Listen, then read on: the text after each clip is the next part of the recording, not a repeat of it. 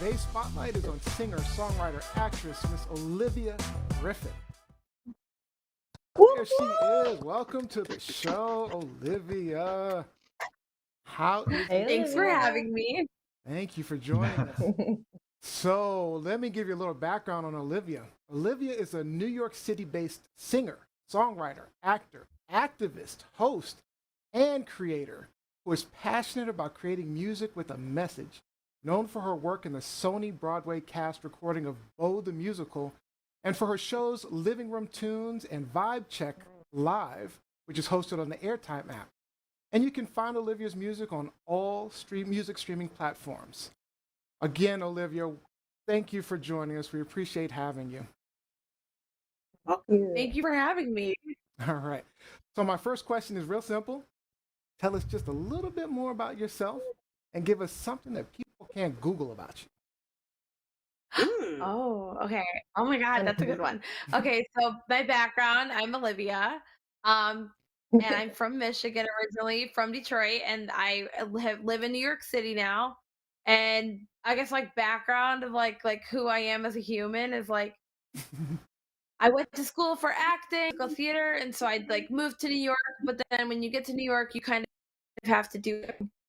And then I moved to New York in Hillary Clinton was president, and then what had happened after that, I like got very active also, like politically, like in a way that I hadn't been before because I was so worked up, you know, Yeah. for 4 years. So now I'm still it doesn't end, but that's basically like my background with like I'm very like finger on the pulse type person, but then also one of those multi hyphens as we have to be these days with like doing singing, Very true. doing writing, because like as an actor you these days you really have to create your own work, so that's I just continue to Yeah. do that. And I guess something people wouldn't know, you can't Google about me, is like I'm like this my roommate are gonna be like I'm like no not known for sure. You know that I read every vampire book. Every And like vampire book. even when they're really bad, I do it as a joke now. Like it's gotten a Really? little out of hand, but That's fun. So Wait, what's your like favorite Twilight? vampire book? okay, my favorite is the Transfusion series because it's part of the Afterlife saga. That's like a long, so it's a deep dive. If anyone goes into it, there's 27 books in that like universe. So it's like Wow. commitment. But my background, when I was in middle school, my first like thing I ever posted online was a Twilight talk show. Like I was on The Oh, View, me and my nice. friends like in the basement, like debating the characters of Twilight. So I don't Very have that cool. online anymore, but I like have not changed very much. I've seen you do some commentary on your page about Nice. Twilight. So, What about Twilight, it's Anne? like you got to. What about Anne Rice? Were you a big Anne Rice fan? I am familiar, but I like my like I basically read the versions of Twilight. It's like what had ended up happening. Yeah. We gotta get you into Anne Rice, girl. so See, I'm old. I know. I'm old. I think it's a generational thing. I'm old, so I am Anne You're Rice, not old, Interview with sis. the Vampire Lestat, all of that. Twilight, I could not get into. I think it was just a little bit young for me. But I love It is my vampires. now. barrier Read there, it now. I love yeah, my vampires. I think barrier vampires was are date, sexy. but daytime Would you say? vampires? No, that's where Twilight lost me. Daylight And they were all sparkly Right, very well, vampires. like glittery. They the sparkle when rules. they I burn mean, in literally, the like I daylight. can't read it now. Can't read it now, but like the Transfusion books are better than the ones I like because the vampires are like demons. So it's like I don't know, it makes Oh, sense it's in a my little head. It's like, edge. oh, it's just a type of a demon. yeah. Okay. So I Okay. know It's a you're little pretty edgy. socially aware, Olivia. So we had a quick fire question. I hope you heard it. So what do you I think did. about the George Floyd $27 million civil settlement? Yeah, I agree with basically everyone's answer of like there's no price on like a life, of course, but it definitely sets a statement and a precedence as we move forward with like, unfortunately, other things like Breonna Taylor that we're still kind of waiting for. Yep. All right, so you're an amazing content creator, and we found you on TikTok because you have a fun segment where you, pick current topics and use riffs and runs to describe them. And this is actually one that you did, wooing over the Bridgerton Where's actor. the Duke? Let's do it. Yes, girl. My pony. Like, I knew Lizzie would enjoy that one. Oh God. And here's another one where you have a recent one pointing to an article on how Republicans are actively working on local legislation across the country to suppress the vote for the midterms. Why? That looks like foolishness to me. That looks like foolishness to me. Yes. I love it. Love I it. Oh God. So, Oh my let me just God. ask, Thanks. what's your inspiration? What was your inspiration for some of what you do, some of your content? I mean that's a good question. I guess I feel like it kind of like the way that I started to do these like singing the news thing came from when I started doing TikTok, I was just doing like political things. But then I am like a singer, so I was like, oh, maybe I should do music things.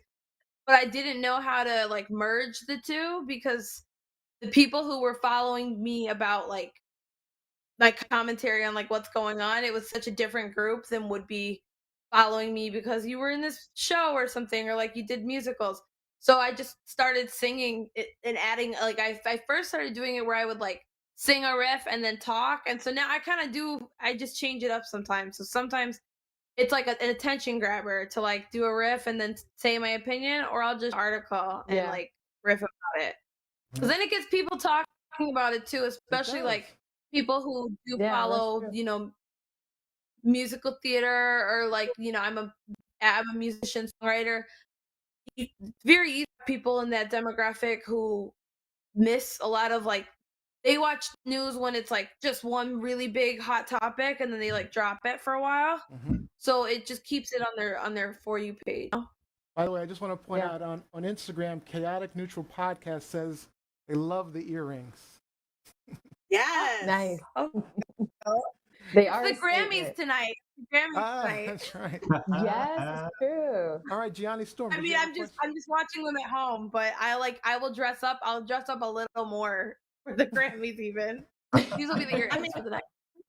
So again, I'm kind of old, so I stopped consecutively or consistently watching the Grammys a long time ago, but my boo thing, Bruno, is making his return. Oh, Bruno. And my other boo thing is hosting tonight, Trevor Noah. So yeah, I have to watch a little bit of it tonight. Oh yeah, you love Trevor. Yes. You're gonna tune in for them. Yes. So Olivia, I know that you said that you majored in musical theater. Do you see yourself on Broadway? Oh, that's a good question. So yes and no. So like I think this is like I'm not gonna do a long answer. But I think like when I first got out of school, when you're not in New York and you think of Broadway, it's like, oh my gosh, the mad way. But then when you get out and you're working within the industry, you kind of, and this is I'm like Miss, diversity over here. You start to see what the industry actually is. So right now, if the industry is what it was prior to the pandemic, it will like not be very comfortable or fulfilling for me to like do.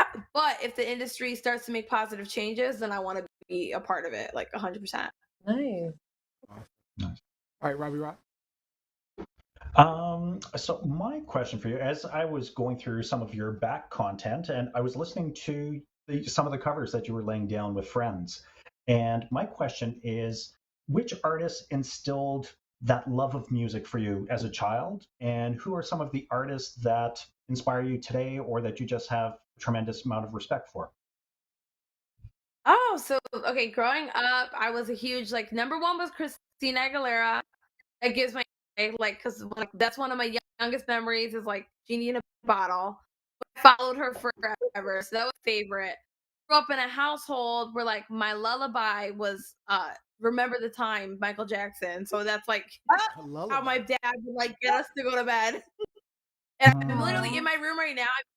Behind me, but I have like 5 Michael Jackson posters in my room right now. So I would definitely say Michael Jackson is like one, and like it's obviously like the number one. But then when it came to like wanting to know how to play instruments and all of that, it was first Aretha Franklin, seeing her like play and sing on piano because I was taking piano lessons and did not enjoy piano lessons. But then I started playing Aretha Franklin music and gospel music, which became Alicia Keys music and Stevie Wonder music. And so John Legend. So all of those, like anybody who played and sang piano was like because that was like the first instrument I learned. Which you did. That was like, oh yeah, I want to be them. Wow. Nice. Lizzie. And I do have one request for your future content, at least on YouTube. Please share your lyrics with us because you are a very poetic lyricist. They're beautiful lyrics. Good idea. I could turn the closed captioning on, but if you could share them with us, it would be beautiful moving forward. I'll drop them in the description. I will. That's good. Nice. All right, Lizzie. So one, I appreciate your unconventional lullaby as a child. For me, when I was younger, my sister Jacqueline Robinson, who is watching and commenting on the show, she's 12 years older. And so her lullaby that she would play for me was Prince's International Lover. Now, that's not necessarily appropriate for a 6-year-old trying to go to sleep. But when she turned that on when it was bedtime, I would just blush and just curl up in my bed and be like, okay, I'm going to sleep to Prince now. He's one of my favorite artists of all time. But my question for you is, and it's going to put you on the spot a little bit. So you were singing tunes to political themes. How would you change our kind of antiquated Truth Lies Shenanigans theme? I don't know if you heard it in the intro or whatever, but how would you change that? Like, can you give us a little bit of voice right now in Truth Lies Shenanigans? Okay. I'm like, oh my god, I'm not warmed up. No, I'm joking. Okay. So usually it's like Truth Lies Shenanigans. So you want me to like riff on it? Here we go. Yeah. Truth Lies Shenanigans. Truth Lies Shenanigans. Hey. There you go. Love. All right. All right.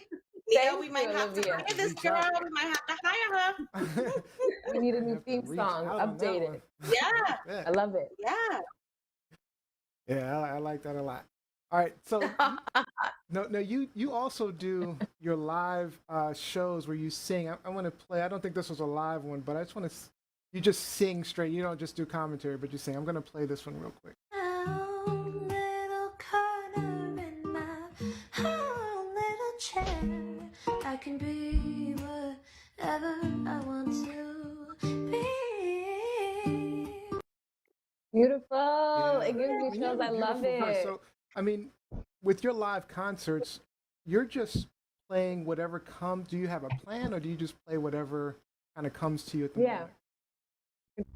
So as like the like host for my, it's called Wednesday at 7 p.m. Eastern Standard Time on the Airtime app. It's called Living Room Tunes, and so I have 2 or 3 guests every week, and it's kind of like just watching a jam session. So other than like an opening song, I just match the vibe of whoever I have on, and I try to, like, if it's possible, to have like people who I think will kind of go together. So I mean, sometimes I have a mixture, but yeah, like if everybody's playing ukulele, then I'll also play ukulele, right? You know, and if everyone is like a piano player, then I'll also play piano. If people are doing more like folk stuff, then I'll do that. So that's kind of how I decide, is based on who is on my show that week.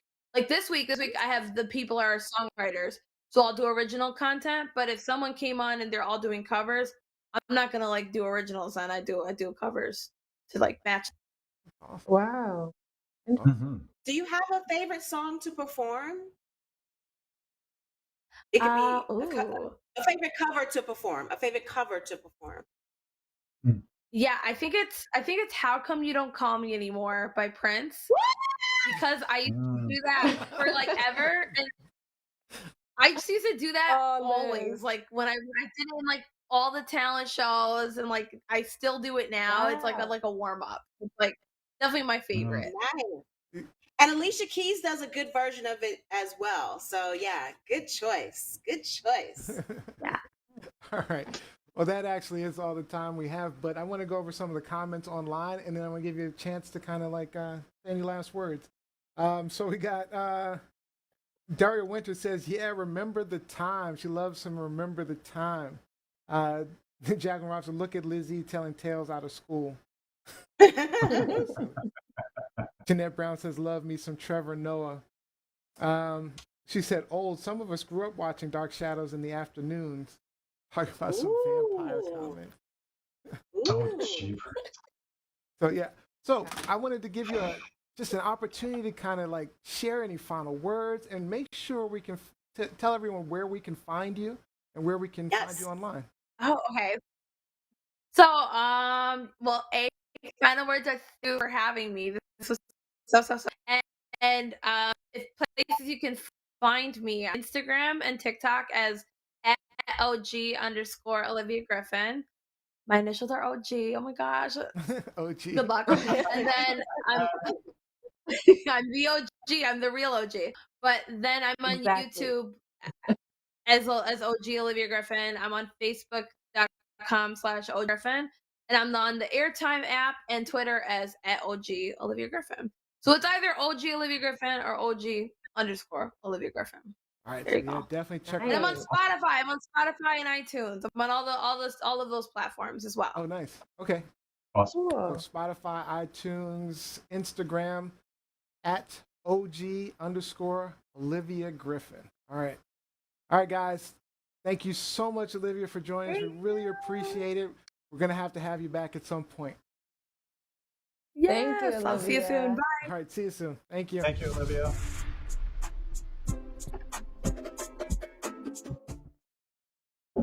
Wow. What a great guest. You're Huh? Man, Man, I love that voice. Yeah, she was lovely. I She was lovely. I didn't have a chance to get into the nerdy stuff because she has that beautiful Batman guitar strap, and wanted to talk about my Joker one and see how that fits. Aw, Rob wanted to nerd out. Yeah. We didn't have enough time. Well, you're going to be on He's Nerd preparing Apocalypse for his pretty soon, appearance right? on Nerdcopolis. He's preparing for his Yeah, appearance on Nerdcopolis. I am waiting for confirmation, but it looks like the 25th, Thursday, the 25th is going to be the Of evening March? that I'm going to be on. Yeah. So I'm waiting for Micah to Nice, get back Rob. to me, Micah and Jay from Nerdpocalypse, and as soon as I have those details confirmed, I will let you know. Sweet. Hey, Nice. Rob. Okay. Let's get into our hot topics, guys. Truth, lies, shenanigans.